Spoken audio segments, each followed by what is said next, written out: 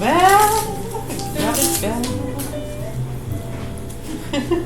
Got it bad for you. Got it bad, got it bad, got it bad. Hey, good morning.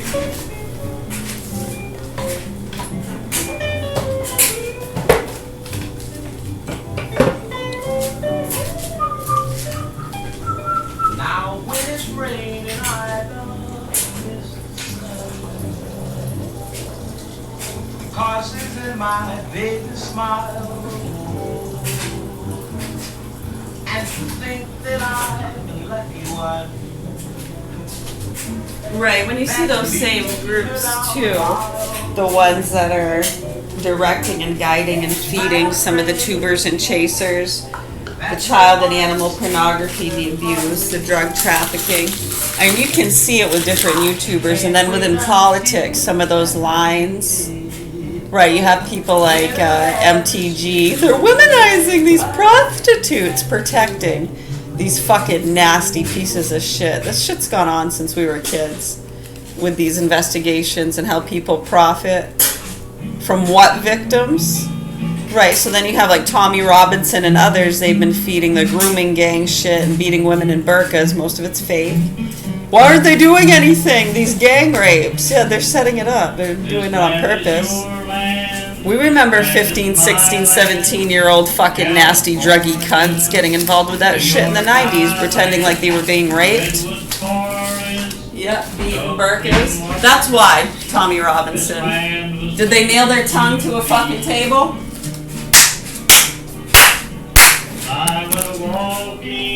That ribbon of highway I saw below me, that golden valley.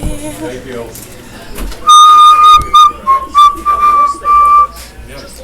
This land was made for you and me.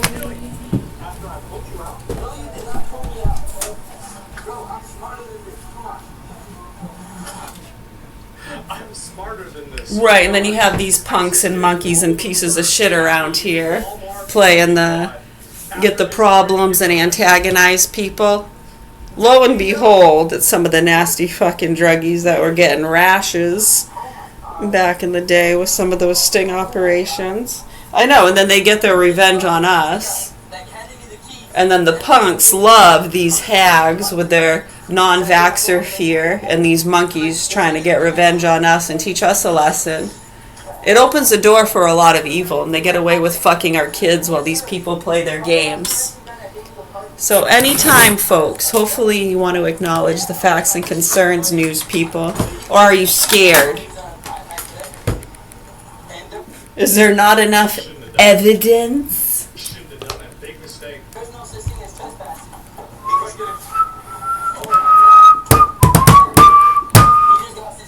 Dun, dun, dun, dun, dun, dun, dun, dun, dun.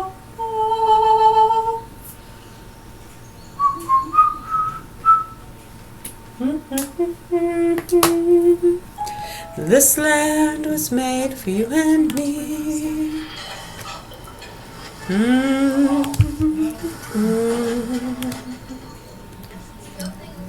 You're welcome. Yeah, we're pretty much just dealing with a lot of nasty, dramatic pieces of shit that like to yell at cops and people when they pull them over for speeding tickets or drinking and driving, and they think it's no big deal. Go get the real problems. Yeah, we're dealing with that just on another level. So don't worry. We're going to keep exposing the nasty motherfuckers. We got body cameras now, bitches. And it's all documented. We won't see you in court, motherfuckers. Trust me. There's no court that could give proper punishments for this, if you know what I mean. They've already been dealt out, a lot of them. Yours is coming. So I'd get your fucking shit and pack it up and get the fuck out of here. Leave those kids, motherfucker. You can try to talk to us. Maybe we can work something out, but I think we're past that. Proper authorities need to do what they can to get these children away from these sick motherfuckers and address the facts and concerns here. Point blank.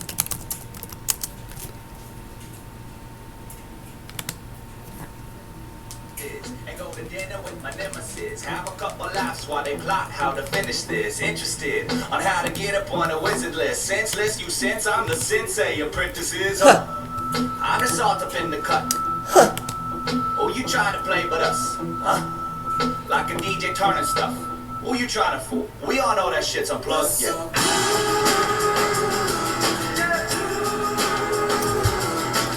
Thank you.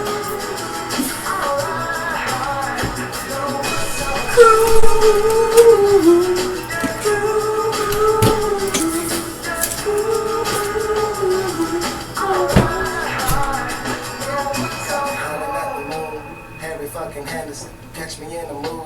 I ain't too cool for wrecking shit. Stoners on the loose, call that shit a hippie flip. We just getting going.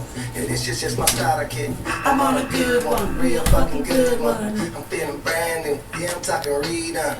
You're talking about me, talking about the real one. I'm out with Jenny tossing rocks up the building. Holly Stone, all that shit. So fly, call me pilot. MCs get a tourniquet. Body bag that murder it. This evidence is evident. Thank you. I'm doing some stretches. I'm king bitch. Y'all bitches soft like filaments.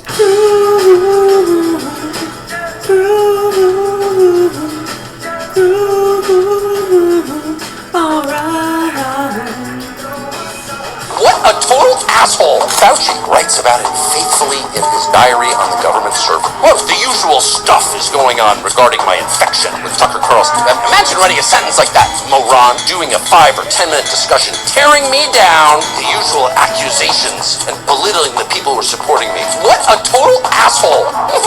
What a total asshole! 2 exclamation points! I mean, yeah, the guy's a total asshole. No one has ever really denied that. But you're the one who told us that getting this gene therapy shot would prevent us from getting the virus, and now you have it again. So how about you address that? Tearing me down. He's like this bitchy old woman. What an asshole. Tearing me down. Just tearing me down. Can't say anything positive. This is the HR lady in charge of our national public health strategy.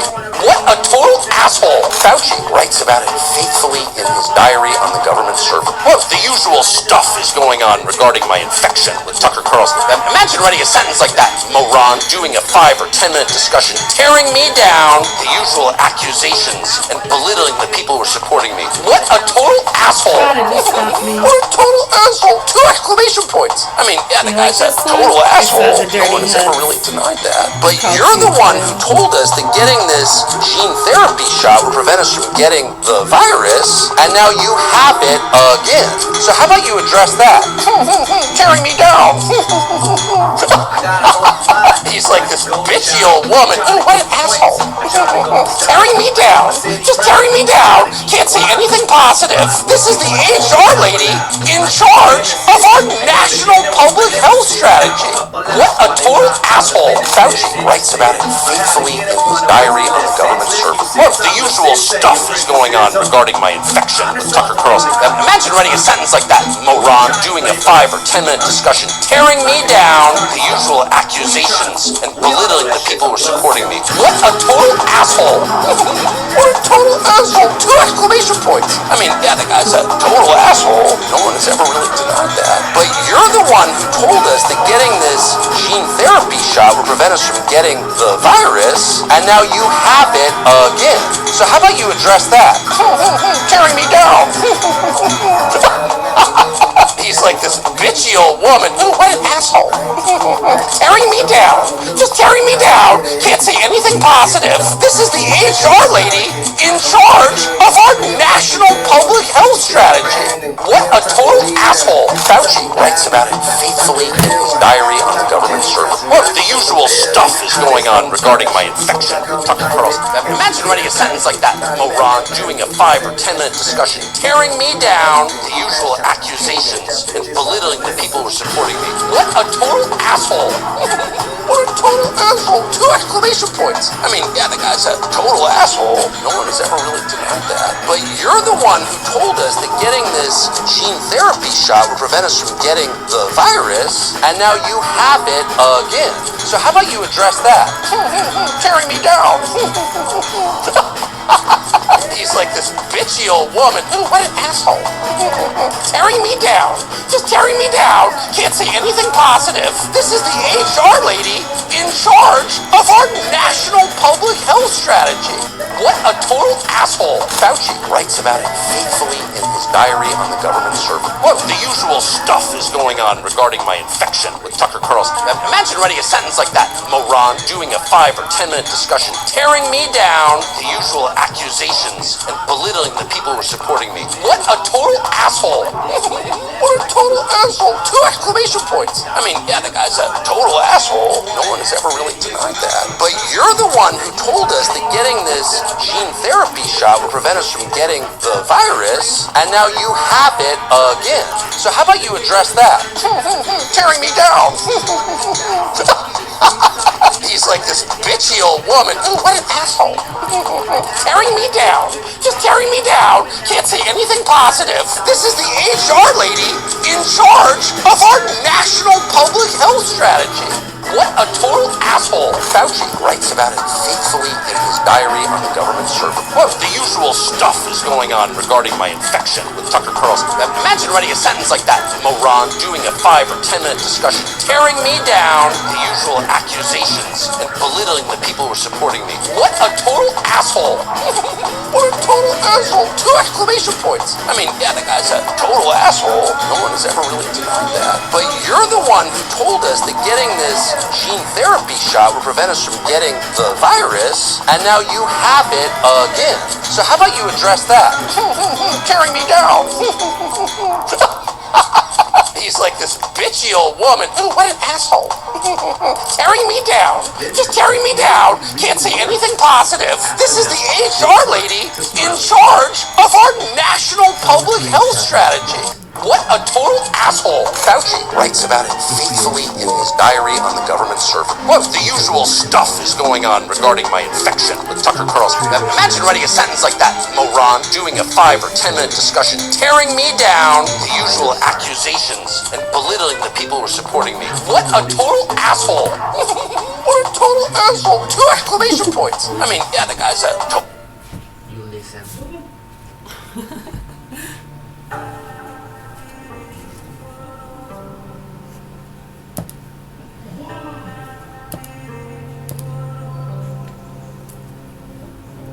This is for my people out there feeling like they black sheep, running from the wolves that are nipping at your back feet. Leather jacket, pocket knives, fencing in the back streets, bursting the flames like a match to a gas leak. Only thing that kept me back in school was art class. Had a friend with the black flag armband. He said it's cool if they all don't understand you. Just be yourself. You know what they experience need to do. matters. Haters, there's the bullies, there's the know-it-alls, but they just hate the faults, so they just hate us all. It's irrelevant. I'm gonna go squeeze my tea bags. We're just tiny ants out in space. Hey, Go throw some shade on, hate on, wait on. Go throw some shade on. Wanna come and weak 'cause you think you're strong. Doesn't make you feel good. Wanna show me up 'cause you think I'm wrong. Doesn't make you feel good.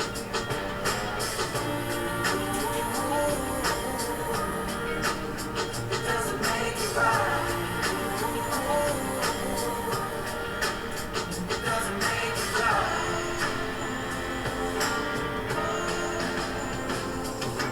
Sometimes I wonder why I can't understand.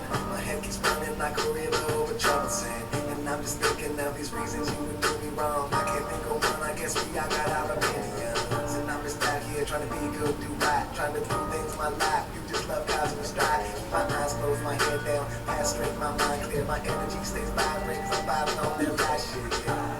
And fuck that bullshit holding me down. Only way out of here, son. Y'all too busy sticking around for me. Hate on, wait on. Go throw some shade on. Hate on, wait on. Go throw some shade on. Wanna come and weak 'cause you think you're strong. Doesn't make you feel good. Wanna show me up 'cause you think I'm wrong. Doesn't make you feel good.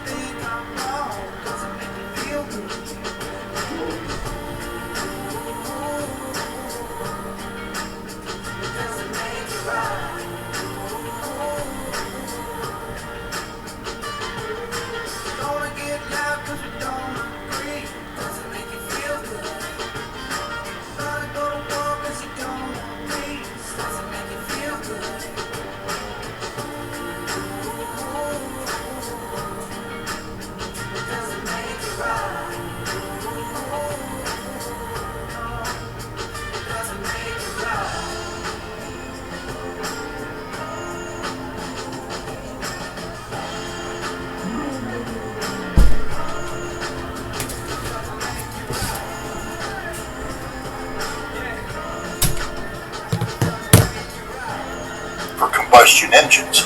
What he forgot is that oil is the driver of the global economy in terms of manufacturing, both in terms of the direct products, but also the byproducts of breaking down, crude. And when you lose 25% of the world's energy production capacity, it's a lot.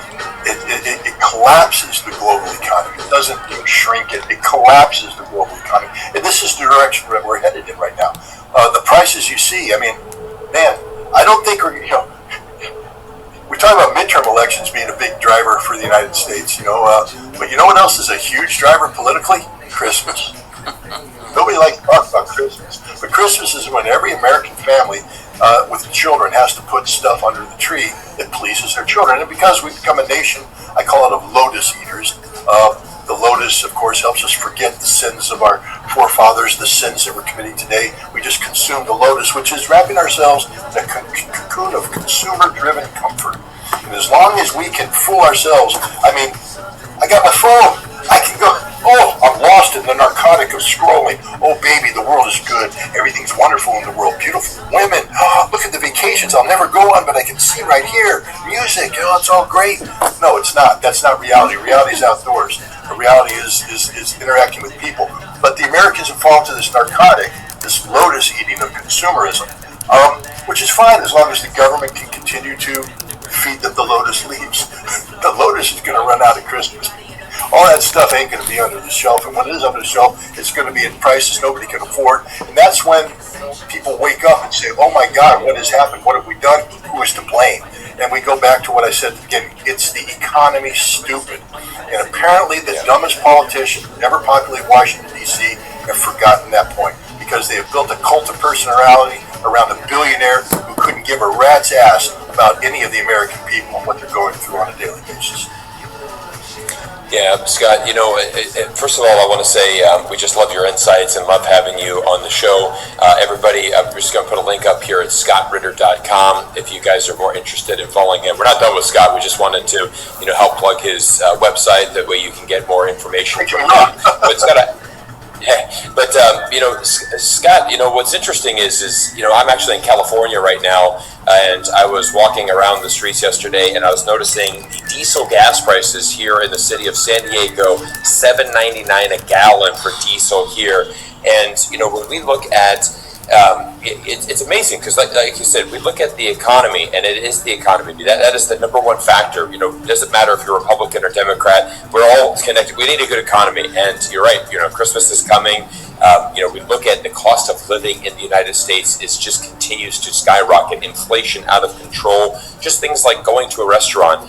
Taking a family. Your kids out. This is what is driving up. And I think what's interesting here, Scott, is I talk to so many Americans who are kind of have this opinion, like, I don't understand, why can't we just finish this war in Iran? Like, we're so much more powerful. We have the world's biggest military. We're bigger. We're better. Iran has nothing. And, they live in this fantasy world where, they believe that the United States is invincible. And ironically, I was walking around San Diego. You've got all these huge Navy ships over here, and everyone's like, wow, we're amazing. Look at these big Navy ships sitting in the harbor over here in San Diego.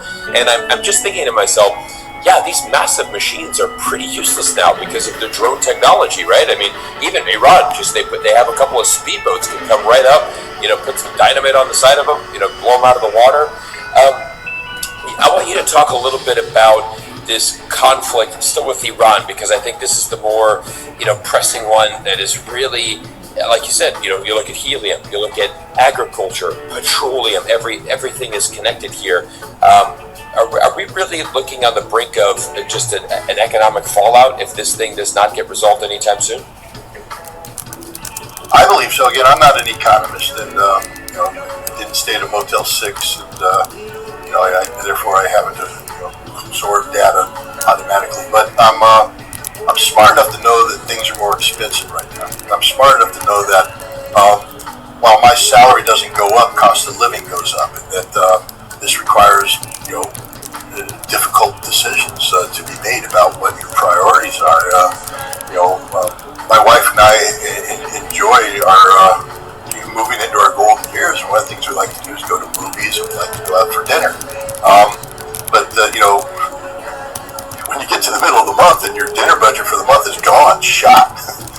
because you can't even go out for Chinese without paying almost twice as much as you paid 6 months ago for the food.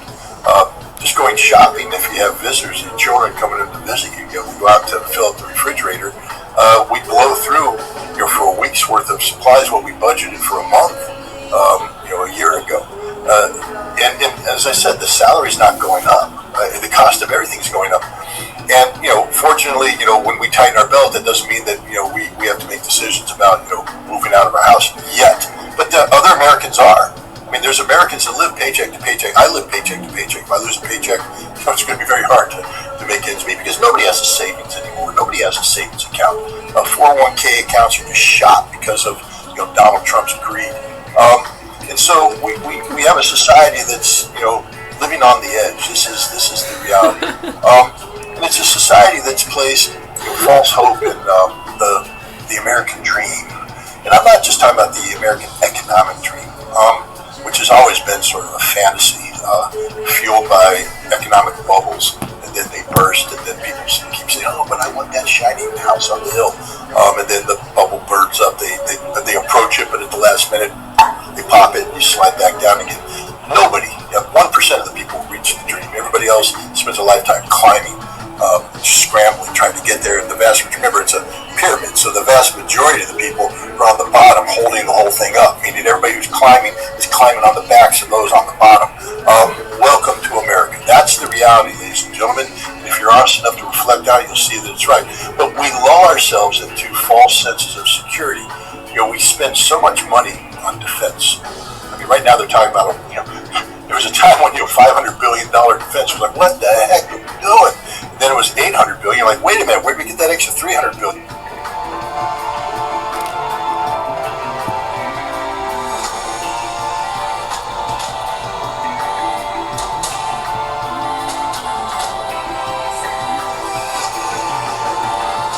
Here, and what do we get for it? Nothing. Nothing. Let me explain it to everybody. You know that Navy that's parked out there that Cyrus saw, those big ships? They're worthless. Absolutely worthless. You get one of those big ships near the shores of a nation that has adequate anti-shipping missiles, we can't defend. They'll overwhelm. We just saw the proof of that. All the American military capacity is being withdrawn from the vicinity of Iran because the Iranians are pounding them to death. We ran out of the ability to defend ourselves. The Navy ships are defended by destroyers that have, SM-3, SM-6 anti-missile capabilities. But it's not as though they're attached straight to a factory. So as they use them, the factory says, here's some replacements. They have a magazine. That magazine has a finite quantity of missiles. And if you fire sufficient quantity of drones and missiles at the ship, they use up all their missiles. The enemy doesn't run out of ammunition. You run out of ammunition. When you run out of ammunition, you either have to flee or die. This is the reality. And so that's where we're at today. We have ships, giant ships that cost a lot of money, and we can't use them properly. Again, people haven't picked up on this, but the commander of the U.S. Navy in the Mediterranean has said, "Hey, I gotta withdraw the destroyers that we're using to protect Israel from around Israel because we ran out of missiles, and we need these missiles now to protect the United States, our own interests." So even Israel, which is literally an extension of America, is now being denied protection because we don't have the capacity. Let me give the American people an idea of what's going to happen here. Because our military is broken. It's fundamentally broken. We've been living on a lie for so long.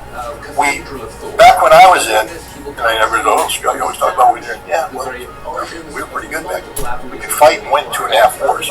We were ready to do that. We trained nonstop. We had the capacity to do that. When we went to war against Iraq in 1990, 1991, we deployed 750,000 troops. Where'd they come from? Well, we had 250,000 in Germany all ready to fight, fully equipped, trained, ready to go. So we took some of them. And then we had been training to send 300,000 troops to Germany to marry up with equipment in 10 days and go straight to war. Reforger, we called it. Well, we redirected Reforger, flew those troops into Kuwait, brought in ships of equipment on boats, married it up, and we were ready to go. 750,000 troops. We can't do that today. We don't have the capacity to do that. It takes 5 months to ship a heavy brigade from Fort Kit Carson, Colorado, to Poland. 5 months. One brigade brigade, 5,000 troops. And that exists. We don't have other brigades that are ready to go because this is a peacetime military. We have built the best, what we call the best technology, but it's not the best technology. The best technology is the technology that works over time in conflict. What we've done is created the concept that we can win quick wars. We come in with aircraft carrier, we take our fancy airplanes off, and everybody's supposed to go, oh my God, the Americans here with their aircraft carrying airplanes, we surrender, we quit, we're done, we're fighting. It doesn't work. The Taliban proved it. 20 years they pulled us down. The Houthi proved it. They caused an aircraft carrier to maneuver so hard that it threw an F-18 overboard, and the carrier had to flee for its life after begging that the Houthis stop shooting. This is the reality of the American military. We lack the capacity to sustain conflict against a peer or near-peer opponent. And Iran, to the contrary, the beliefs of all the American people who say they're just ragheads, they're just savages, they're Muslims. My God, they're Muslims. They can't have any intellectual capacity, not understanding that in the Shia faith, to be an Ayatollah means you spend 30 years plus studying every aspect of not just religion and how religion intersects with society. That you're an expert not just on the text, but how the society feels about it. You are an expert on the people you seek to project your faith into. I'm not saying that I agree with everything some of these the Ayatollahs do, but I respect the process that produces them. I respect the nation that embraces intellectualism. There is an Islamic library in Iran that nobody talks about.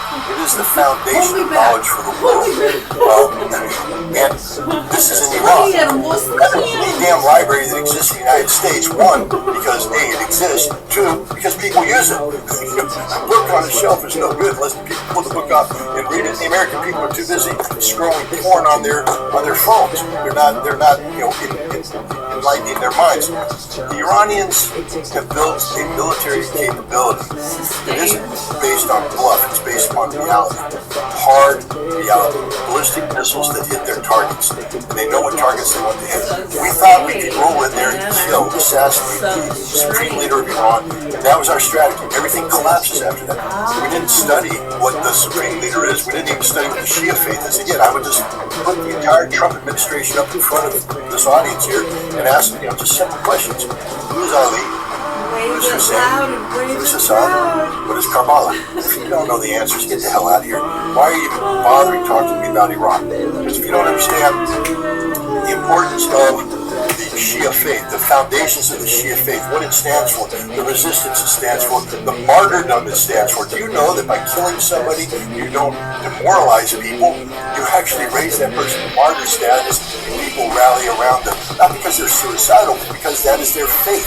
The faith of martyrdom in a cause. These aren't suicide bombers. These are people who fight. Karbala wasn't an act of self-immolation. Karbala was a battle against unconquerable odds by people who didn't quit. Therefore, now you understand Hezbollah, you understand the Houthi, you understand Iran. They will never quit, especially when you're trying to kill them.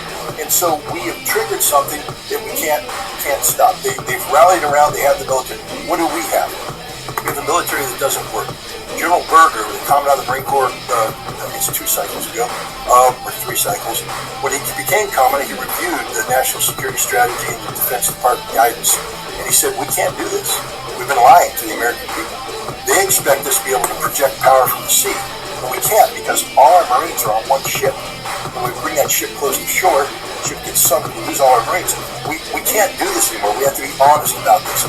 And I guess that was too honest because now the commandants today are like, oh, we can do this, we can do this, we can do this.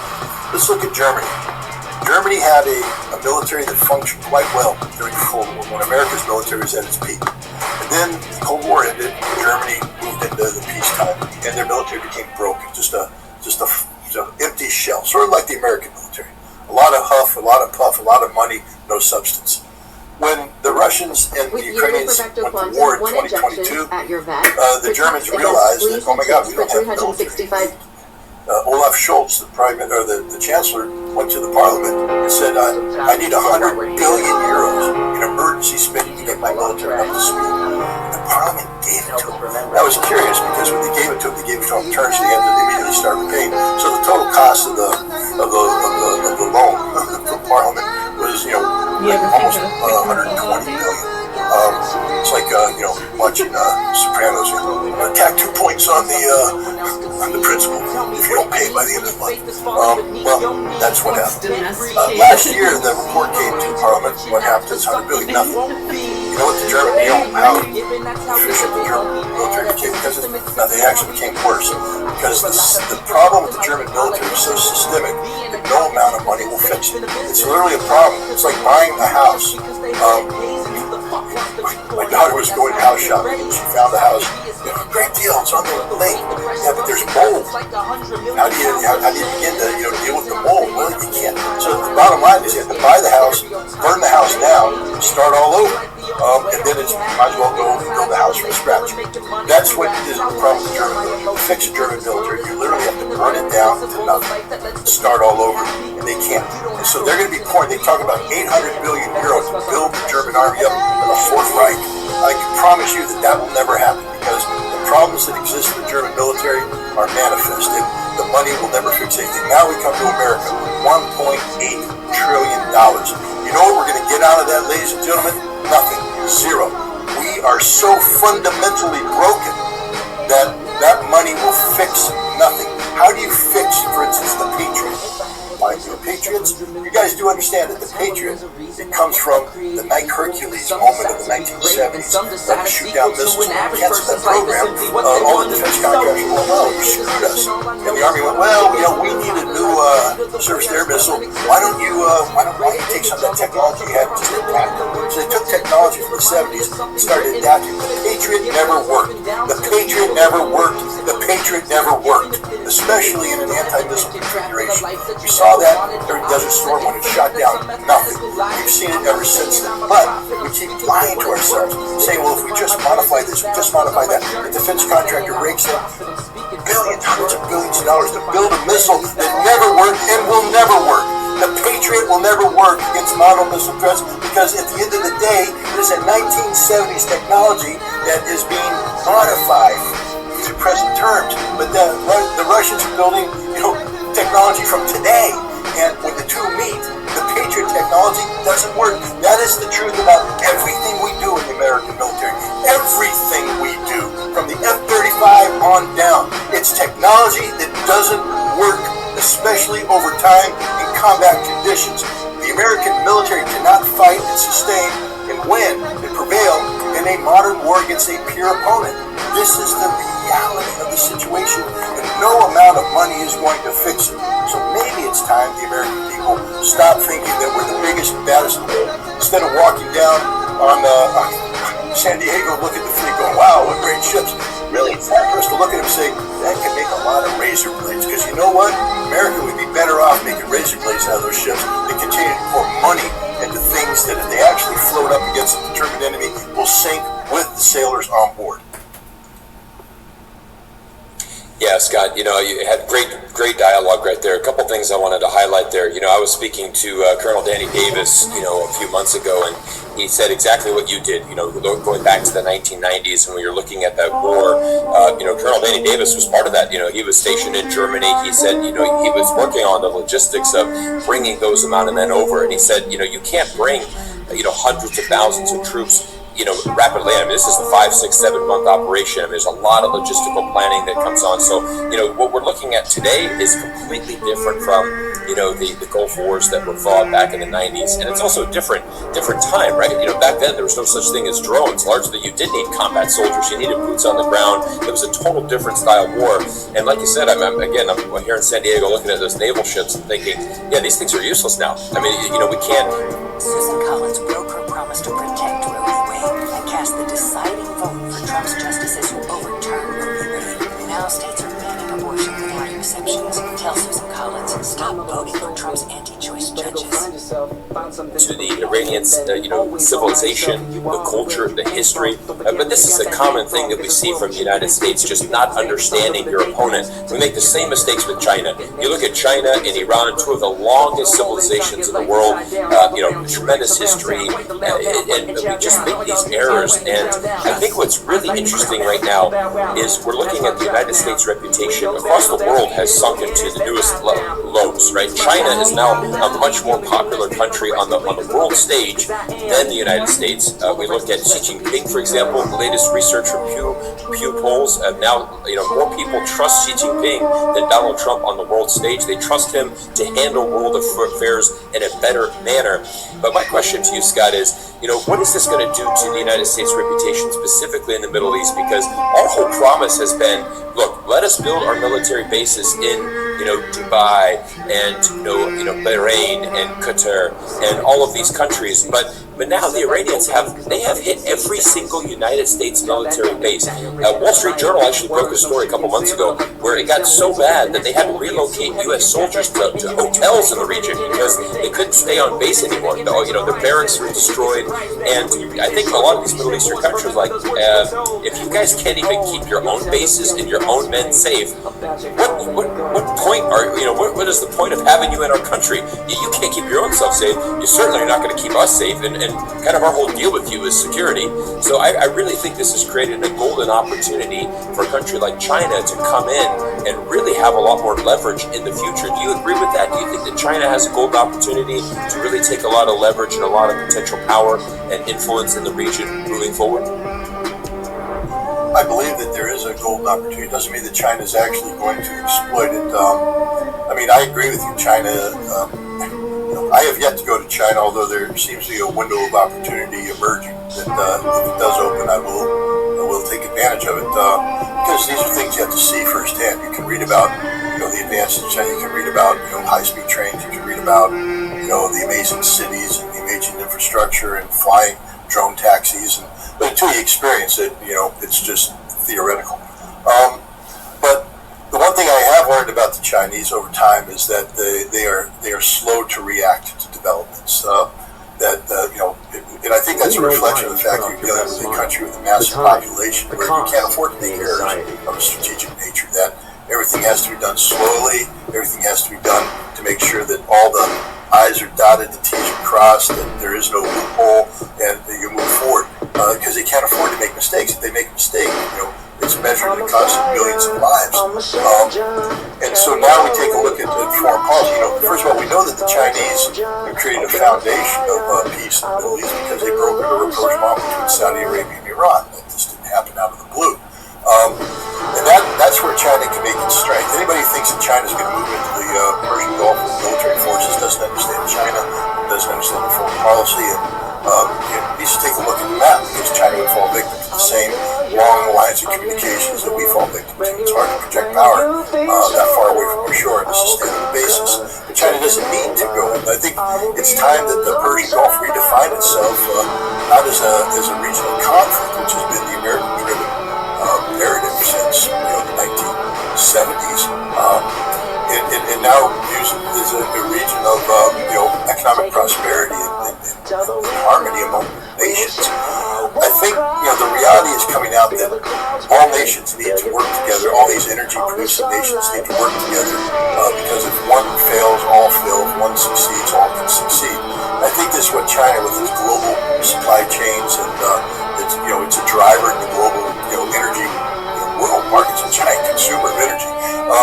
This is where China can come in, but we're looking at if the United States is compelled to continue its precipitous withdrawal from the Persian Gulf, a giant vacuum is going to emerge. And that vacuum could produce catastrophic societal change. It could be the Arab Spring on steroids if all of these Gulf Arab states collapse, which they very well could. And again, while I'm not a fan of these this neo-colonial remnants of British imperialism, which is what most of these families are, I'm also not a fan of chaos and anarchy. And I do think there needs to be a very measured approach to engendering stability in the Middle East that's economically driven, which the United States can't do. We've proven that we're we exist to fight wars, and that's it. It's a shame. But China exists to have, functioning global economies, and this is where China can come in. But they're going to have to move quickly.